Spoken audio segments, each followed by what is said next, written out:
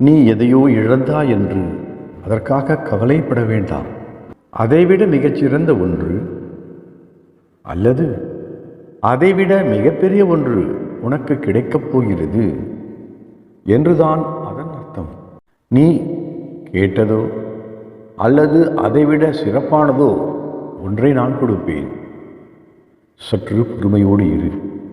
அதே சமயம் தவறுகளில் இருந்து சரியானதை வேறுபடுத்தி நேர்மையானவர்களாகவும் ஒழுக்கமானவர்களாகவும் வாழுங்கள்.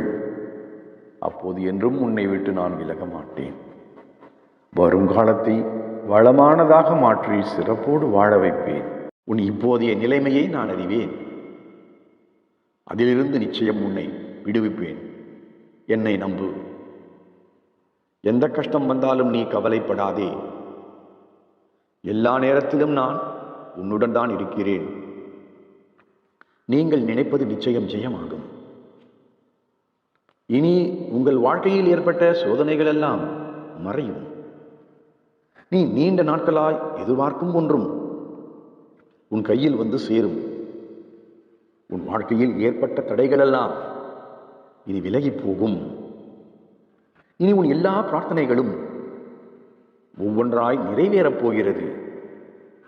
நம்பிக்கையோடு உன் முயற்சியை தொடர்ந்து செய். நீ நினைத்தது நடக்கும். நல்ல மாற்றத்தை நான் தருவேன். எனது ஆசீர்வாதம் என்றும் உனக்கு உண்டு. எப்போதும் எனது பார்வையில் எனது பாதுகாப்பில்தான் நீ இருக்கிறாய். அதை மறந்து விடாதே. நல்லதே நடக்கும்.